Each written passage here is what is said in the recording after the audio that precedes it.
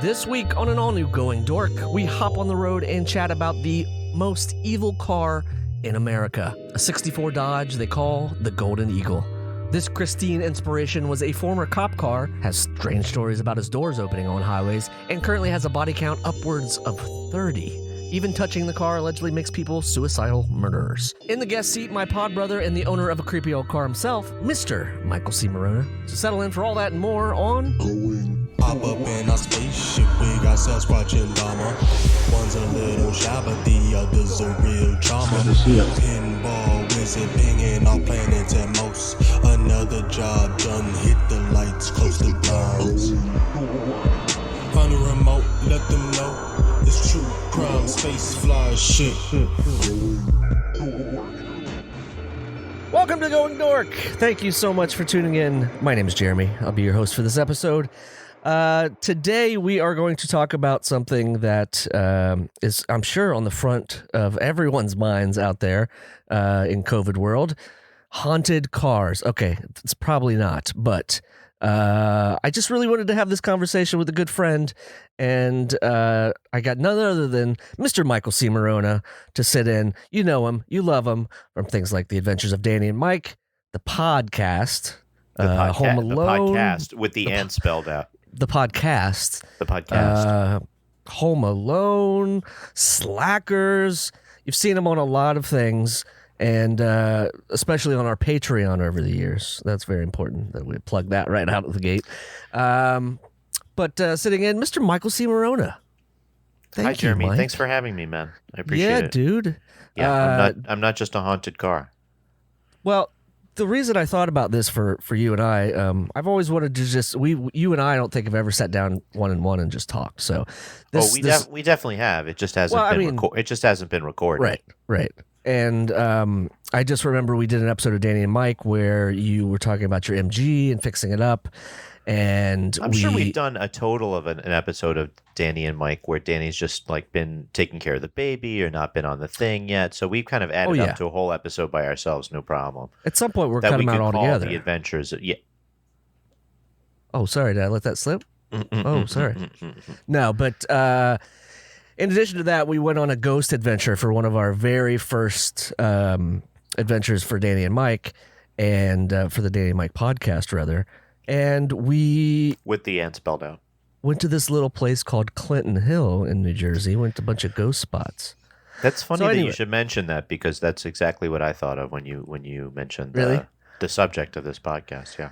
Well, part of it was that you coined the phrase polterghost, which I thought was very good. So my thought for this episode was Polterghost Revisited, because I thought we could take a little jaunt down memory lane, talk about your car, talk about that and how weird those locations were. Anyway, so the point is, I just wanted to have a little chat with you and say hello. Sure.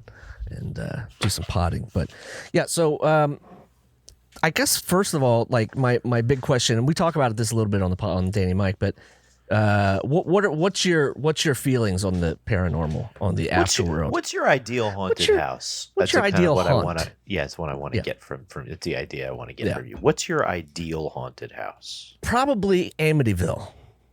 Amityville is the base for most. I mean, I guess no. Oh, is that where your broken foot is?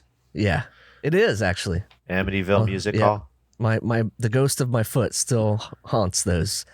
It's probably not open, but it haunts that. It's not fair. Yeah. No, but I don't know. Some people are a little weird about it and don't like to talk about it. I don't know if you do, but I don't know if you had any experiences as a child, sort of like Danny did, as talking to ghosts against the wall. And, his mother was obviously a little more, she's sensitive. You could say it's spiritual. Spiritual. She is sensitive. So I just, I always like to start with just like talking about the oddities of the world and what your level of belief is.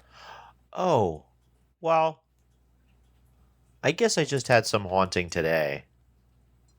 Really? As you know, I had a black cat for a long time, and I just recently got a new black cat. My black cat passed away in the end of 2015, and it was a rough time for me.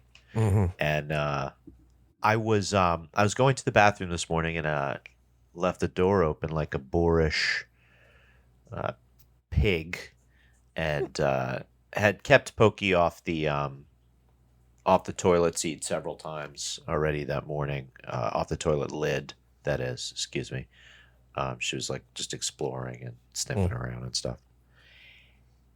She came tearing across the apartment, ran into the bathroom, jumped, except that the toilet was open at this time. So she dumped right into the toilet, into some pee water. Oh, no. Covering me from the knees down, turned around, jumped right back out, and then tore back across the apartment. And then like just before I had to leave for work this morning. And it's very spirited, and sort of like disappeared. I couldn't see her in the dark or whatever. Right. I turned out the lights in the rest of the place, and all I could think about was her, finding some surface of mine to clean herself of pee water while I was on my way to work. I don't think I thought she must be haunted by Michiko, my old cat, is driving her mad.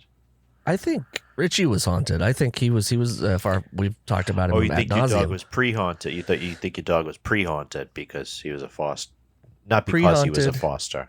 Yep, I'm 99% sure that I took a photo with a man's face in the curtain while he was in the foreground. So you did show me the picture. I'm presuming that was the original. Did you show me the picture, dog. Jeremy? I did. Yeah. It's just a weird looking old man's face, and it changes in the curtain. So I don't know if, one time he looks a little frank and other times he looks a little inquisitive. But yeah, we both Marla and I thought that for sure we were haunted by the ghost of Richie's former owners. But aren't we lucky that these cats can't drive cars? Oh, why are black cats harder to adopt than? I know there's like the black dog syndrome, where people typically pass over black dogs. So I'm presuming it, folds over into cats. I don't know. They're extremely rare around Martha's Vineyard because so many of them are sacrificed to manufacture the sweatshirts and tote bags that people love so much in New England. It's quite a scandal, actually, how many puppy mills exist exclusively to feed the black dog apparel appetite, seemingly limitless appetite for black dog apparel that New Englanders and Masshole specifically have. Well, it's funny that you mentioned that because the main storyline that I wanted to talk about takes place in New England and Maine, and it is based on this thing called the Golden Eagle car. Have you heard about this? This is no. Drop it. This is a haunted car. Okay. Here's just the once over. It is a 1960. So this car was basically the basis for Christine. I don't know how much you watched Stephen King movies back in the day, but for me, it's one of the few John Carpenter movies that he didn't script himself. Right. Although, and then after that, one of my favorite is Maximum Overdrive, which he directed, which was the first he directed. Stephen King wrote and directed, which I thought was kind of interesting. I got into reading Stephen King a little bit too young. I was working a lot in the theater and traveling a lot, so I was reading a lot of books while traveling from this place and that place. And I, at some point, asked for this Stephen King book. I don't know if I knew other people who were reading it or what. I guess I had seen other people reading Stephen King books. It like that probably sustained the airport economy at that point in the 80s. But him and Grisham. Oh yeah. But the first one that I read was the Bachman books, which had Christine in it, I think. Oh right. I think it did. I think. I know it was 80. Well, I know it was written and then it almost immediately they made a movie out of it, but which, there's basically that's the idea of this whole Golden Eagle car. It's a 1964 Dodge 330 limited edition. Oh wow, a 330 limited edition. In you don't brown. see too many. It says it in the name. You don't see too many of those. Oh yeah, LE. It is like kind of like, as my mom would say, it's French for the. Right. the limit. The gold. No, but the it's kind of like turkey turd tan. I'm sorry, your mom would say. Yeah, she would call it. This color is like a brownish tannish, and her description of that is turkey turd tan. Turkey turd tan. Yeah, so that's a family saying. Oh, it's turkey turd tan. I like that. But yeah, this is a turkey turd tan Golden Eagle 1964 Dodge. Diet, you know. Dodge 330. The basically the story is takes place in Orchard Beach, Maine, and it was purchased originally as a cop car, and it's basically the rumor mill. In other words, souped up.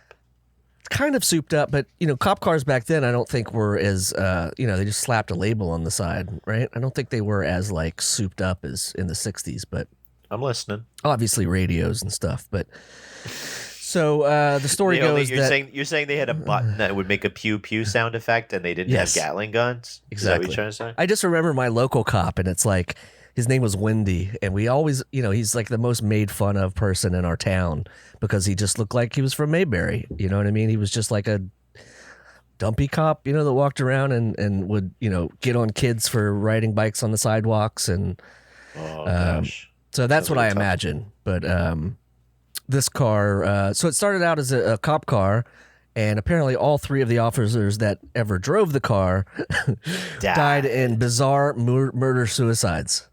That is the rumor. Yeah. So that was the first 3 deaths. Basically, after that, it goes on to kill. Some people say 14 people. Some people say 32. You're saying that the car has a body count. Yes, very much, and it's and was the backbone of Christine, or the storyline of Christine, but. This basically anybody who would ever touch it, a kid touched it and then went on to murder his whole family, and there was just weird, it's just this weird piece of metal that has. It sounds like something the government would eventually quarantine in Vegas, right? It's outside of Vegas at Area 53. Yeah, or 2 or 1. I'm saying either of them. Oh, any. But then the trucker would be on the way to taking it there and would stop and crack and look in the back, and then he would touch it, and he would be forced to kill. It's just like one, falling down the hill. No, it didn't get out there, but there was an attacking force that wanted to take away its power, and that was the local church. So the local church was wait, the church came out against cars? Just this one. Because they thought that it was possessed by a demon. They knew. So they were trying to do everything they could. They knew it was possessed by a demon. Yeah. Right? Because it was. So, something. A demon or a... Who knows? They'd say the car doors would come open when they're driving down the road. You know what I mean? But anyway, where I was going... Maybe there's a reason it was a limited edition. That's right. This is there's only one. It's the most limited edition. God. Yeah. The guaranteed MME. to end your bloodline if you get in it. Well, it didn't end. It ended up, the churches got involved, and they would vandalize it and spray paint it and say, "Hey, this is the devil's car," or the various churches. I don't know if it was one or more, but in the stories that I've read, it was just one. But who knows?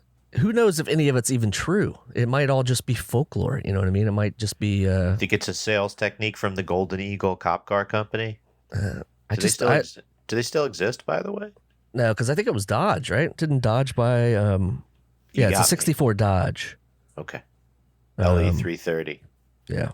Now I remember. They certainly don't make them like that anymore.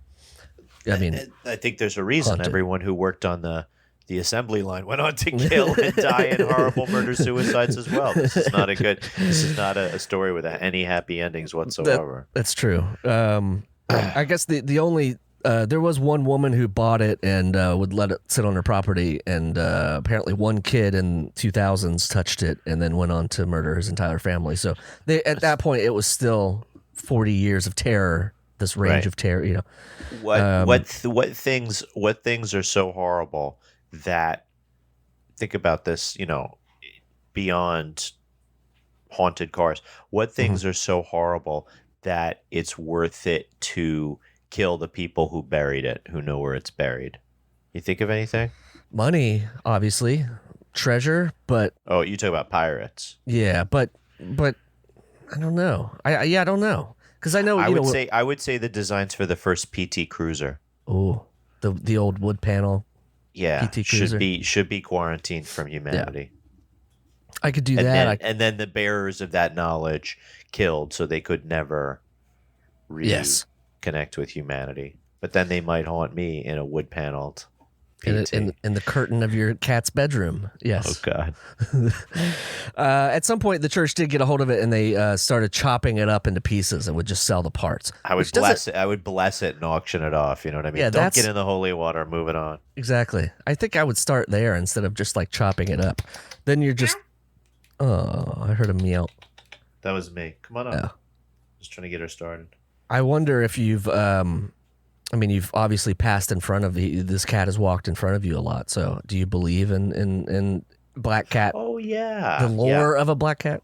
Yeah, I guess I'm not superstitious in some ways, but in other ways I am. In that I'm left-handed, and I tend to favor the left hand in some things. But I think we put names on all kinds of different beliefs, whether we draw strength for them or want to belittle them. You know, we call them different things, whether we call them folk wisdom or superstition or, you know, that thing where you toss salt over your shoulder, you know, whatever. Or the football team you're wearing your 80th jersey day in a row or something. Oh, your underwear? Yeah. Oh, yeah. When are you talking about when I made the Giants win because of all the sweatshirts that I wore? I don't know if that's the. I thought it was Danny's slippers, his Giants. They forgot to thank me in the parade. Yeah. Yeah. No, but I don't know. I just thought it was interesting because I grew up with cars. You grew up. It was sort of a late realization that you even had this. You didn't go to school with regular kids? I did. Yeah, I went to. I went to good old fashioned American. No, I'm saying like you. I just like when you describe it. It sounds like you were a member of the movie Cars, but a human, right? Which would have been quite isolating, and it actually explained a lot about you, to be honest. No, I'd go. Maybe I'm the son of the redneck driver. I don't. Yeah. You should know this. You're a father. Yes. You're talking about Larry the Cable Guy. Yes. There's no reason why, as a father, we could switch him out, Larry right? The Cable Guy. Yeah. We don't. There's no need for me to represent him. You could be his Scott Evil. Hello. Yeah. I'd be into it, man. Cars 4. That's some good money right there. That's some very good money. But support for this podcast comes from CDW and HP. At CDW, we get new ways of working bring new threats. That's why we started an office commune in the wilderness. Not a security concern around, unless you count the wolves. You know, at CDW, we can design a security solution using HP Elite devices with real-time threat intelligence to help protect your data anywhere you work. Anywhere? Dress the donkeys! We're going back to the office! For technology that moves you forward, trust HP and IT orchestration by CDW. People who get it. Learn more at cdw.com/HP security. So, I guess... You grew up around cars. Yes. My brothers were huge into cars, and I wasn't very good at them, but by osmosis, I got at least a very basic knowledge of cars, and I'm just wondering where you got that, because you've been working on this MG. I'm presuming it's in storage now during the winter and stuff, but I'd like to know where that came from and how you got into cars. Purely immersion over the last year. Mm-hmm. Like the necessity of fixing up the MG made me learn that stuff, and I did find myself going in the heights of the pandemic happening last year. I lost my job. It's coming up on a year since I lost my job on St. Patrick's Day last year. But it's the last day I worked. But in that early springtime when I was getting into it, I remember, going on websites and watching videos and trying to track down pieces and a couple of things like that. Right. And it's intimidating. A lot of people have already done it before. Right. And the way that we think about cars in America is like it's this shared folk knowledge as important as, working on cars is as important as other things. But, there's definitely times and places when it's going to get you out of a jam. Yeah. I certainly think that's being lost. Yeah, I got the car from my friend's dad. He imparted a lot of knowledge to me last year as we fixed it up. But I would say I definitely would be able to regurgitate all of it right now, being a few months removed from it and thinking about it. I would like to get back to it. Well, the weather's starting to turn, so we can all hope. We can all hope. Yeah. I don't think that car is haunted. I did get a little bit of backstory on it, and I think it did come from a little old lady who only drove it on Sundays. Amazing. So, yeah, I had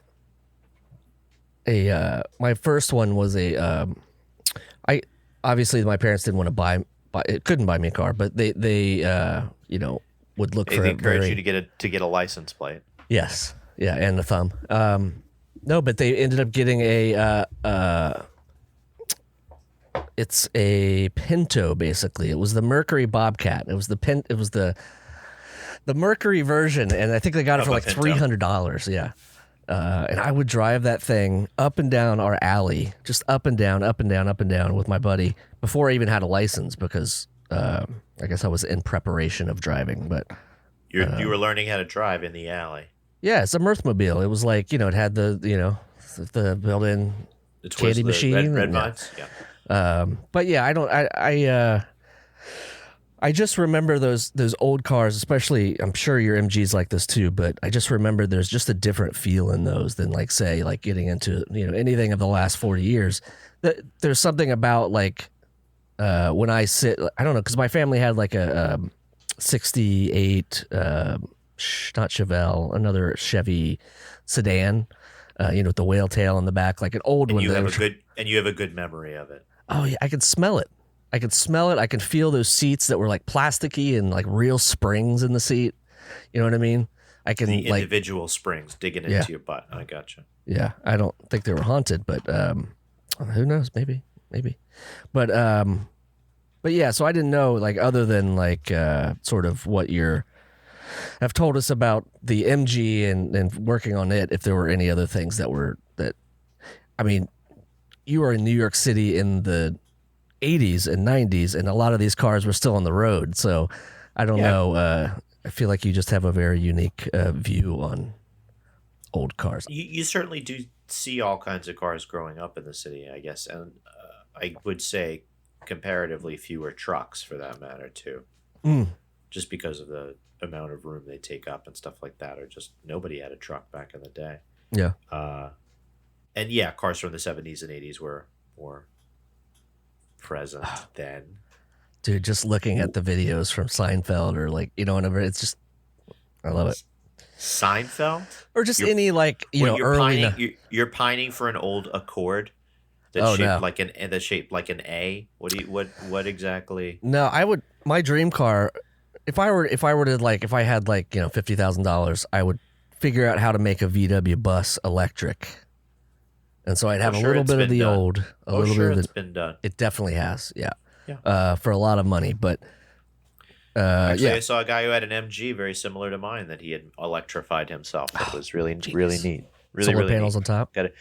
Justin, I'm thinking about you. I got to shout you out and interview you about how that was done. Yeah, I have his email address. I'm going to do it. Yeah, but anyway, yeah, I didn't know if you had any more like insight on the paranormal, the afterwards. No, I never haunted a car. Well, it's not too late. You have a black cat. That's a start. And, you never know when that thing's going to just completely ruin your life. No, he's a baby cat and he's cute. I mean, the paranormal suggests an involuntary line drawing between that and normal, and what we accept as normal. And, so many people choose not to see certain parts of the world, thus giving a lot of space over to paranormal, like, you know, what's true and what's not, what's Right. new, what's news and what's fake news. Mm. It's just a, you know, another example of arbitrary line drawing. I enjoyed the X-Files as much as anybody, and I'll still say that my favorite episode, I'm stuck between, fans should check out the X-Files files from our good podcast friends Kumal Nanjiani. Yeah. And, Who later got a part on the new X-Files. Yeah. very cool. Let's do a podcast. I think this is a great idea. There you I think go. if there's ever a reboot of Christine, you might get a shot at it, Jeremy, as like a kind of a sickly looking teen. I Who has could. an unhealthy obsession. That guy went through some shit in that movie. We all accept varying degrees of the world as normal, so it's kind of tough to say where to draw the line at what's paranormal. Right. So, you know, growing up, not especially religious, but church going, Mhm. you still find, you know, room for not exactly Santeria, but some Irish Catholic superstition. Not Yeah. quite. Yeah. Yeah. It's just kind of a fusion of different beliefs and different people you meet, I think, along the way. Right. Yeah, I don't know. I think it's a weird thing to talk about in a family setting, or at least when you're young. It's not something that, my family was like, hey, there's a, You should never do it at the Olive Garden then, because when you're there, you're family. your family. Yes, that's yeah, correct. you should never talk about it there. Those breadsticks. No, but it was never, when a grandparent died or somebody or a family member died, it wasn't like, hey, keep an ear out. That's interesting that you should say that, because I remember having trouble with priests at the homily, several times when older relatives passed away, about, what they would say about what my older relative was doing now that they were dead. That's something you And asked them? No. In the homily, when they were delivering sort of remarks during the funeral mass. Okay, gotcha. To the family and friends, to the people. And one of my great uncles got up after, maybe he's my grandma's cousin, got up after that and said, he's going to make a speech, but he said, "All due respect, Nana's in heaven." As an aside to the priest, before any of us knew what he had even said. So Right. Shut the door on any. No. I mean, it's tough to think of somebody, and many times you see that person's wishes respected, and then there's times that they're not. You know what I mean? Mm-hmm. Due to the family or the nature of the death, and all, so many different individual factors. Yeah. About how you feel. And I think I want to be a tree, Jeremy. I've been thinking about that a lot. I always used to want it to be I'd like buried. to be a tree. I don't want to be burnt up in fire. That's Wait. If I was a tree, you could eventually chop me down, right, and build a garage with me, and then any of the cars that were inside that garage. If I wasn't happy with the way things were handled, right into the car. I'm saying, like, it would be, because you don't know about in the future how long cars will last. Everybody's talking about how they're going electric by the end of the decade and all this stuff, which good for them. Yeah. I think it'd be more cost effective for the haunting to be a garage at this point. You know what I mean? Because then you have a reliable place where you're haunting all the time, and then of course people may turn over their car ownership. I remember really riding Dan soon after we what the heck was that car that we took? Was it his old Nissan that we took into New Jersey to Gravity Hill? Yeah. Because he did run over a frog, and that was one of Todd's best comic book strips. Best comic strips of our of our podcast. Yeah, I wish he did those again. I thought it was just very disrespectful of Danny to run over a frog, but I guess also he was out there to show us what happens on the bad side of nature. So I guess, running over a frog at that point, he didn't really care about his karmic score. Yeah, that whole thing was a little weird, but I just remember I don't think it was one frog. I think it was a few frogs, but that's just Why did you have one my of those little recollection. hand counters with you? Or you no, I didn't have a camera mounted. You had but one of those hand counters. yeah, I do remember. He didn't feel any remorse whatsoever. That's our Danny. No Do you think remorse it for would have the. changed? Do you think it would have changed if he found out how many frogs he had killed? Yes. I also. You think that would have made a difference? Nah, let's be honest. It's not going to make any difference. But Yeah, I don't think so. Either. I actually have been going back to the burial pod thing. I mean, it's a funny visual. I don't. The what? The burial. The burial pod thing? pods, the tree burials, and So it you looks feel like so. I mean, everybody in this time of pandemic has been forced to confront their own mortality and that Absolutely. of their close relatives and friends, whether through actually what happened, my next door neighbor, or relatives like that, Yeah. in-laws and stuff like that. So yeah, and I feel some like people don't have the luxury of being that far removed from it, of thinking about their death, and yeah, it just happened and it just Right. came up on them, and they didn't have a chance to do anything about it because of the restrictions. it's terrible and scary, and it's amazing that we've reached this milestone of 500,000 people. It's Blew incredible. right through it. Yeah. Well, yeah, for several reasons. That would have been much lower if somebody else was there. But anyway, we won't get into the politics on this podcast. No, but yeah, the visuals of those burial pods are very hilarious because it looks like a huge teardrop that you're like in a fetal position in, and that's exactly. Take me back to the uterus of the Yep. earth. and that's That seems to be the overriding message in that artwork. I think if I know the one you're getting at. that's exactly right. I didn't know. I guess if you had, all right, let's do this. How about you want to pick a tree, but let's say a tree is out. They don't do that anymore. So what is your second choice to be buried under, and to be consumed by? Not just the tree. I have an idea, which is a avocado tree. You're allowed to. That's a tree, though. For me, Can't do you talking that. about for me? Yeah. Alternate You're talking about burial for me? pods is what I'm Well, talking that means about. I would have to be. That means I'd have to be buried somewhere warm. You know what I mean? Far away from where I live now. You think Florida. about yeah, but yeah. no, I wouldn't. I'd have to make some wrong moves in my life to Yes, be you would. buried in Florida. At Yes, this you would. point. Or rich, higher rich. There's certainly Yeah. other ways. Yeah. I don't know about that. If maybe like if you're talking about something, what's it called? If you're talking about a food commodity, I'd probably like to be buried under a fruit tree.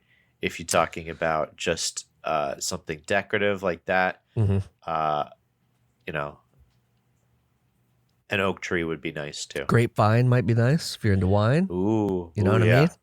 Oh yeah, drink that wrath, babe. That's right. Drink that wrath. Drink it up. Drink it up. Yeah, the grapes of wrath could have a new meaning, How do right? we? Yes, exactly. Haunted grapevines. But this is something that you wanted. You know what I mean? It's not like people yeah. are going to go all this trouble to be like, I happen to have found this other will where Jeremy requested being Yeah. mulched. It's just one piece of paper on a pant leg or something, or one. It's notarized. It's notarized. Yeah, as long as it's notarized. I can't do anything about it. It's a legal document as far as we're concerned. All right. I'm sorry, Marla. We're gonna have to mulch him. We're gonna mulch him. We're gonna mulch him, and then we'll plant that lemon tree. That's now right. let's get digging. We don't actually. Oddly enough, our plan is to bury. We haven't gotten Richie's ashes back yet, but we're gonna bury him out by the tree out front. There's a new tree, and we figured he'd be nice. really good. For the roots and the vitamins and the Tell yourself that, and see Yeah, I if don't know that if tree it's doesn't true. start fights with other trees. That'll be very sweet. The second that tree bites another tree, it's gone. Yeah, Let's go right back to the tree shelter with that tree. exactly. All right, well, let's wrap this little thing up here. You can find what do you? I mean, I guess you could plug the podcast, plug the old Adventures of Danny and Mike. You can find my old Chevrolet Cavalier episode at theadventuresofdannyandmike.com. That's Danny and Mike with the and spelled out. If you have any suggestions for us over there, let us know at 347-470-8150. That's it. All right, Michael C. I appreciate you hanging, and all right, Jeremy B. Bumps and bruises be damned. We made an episode. I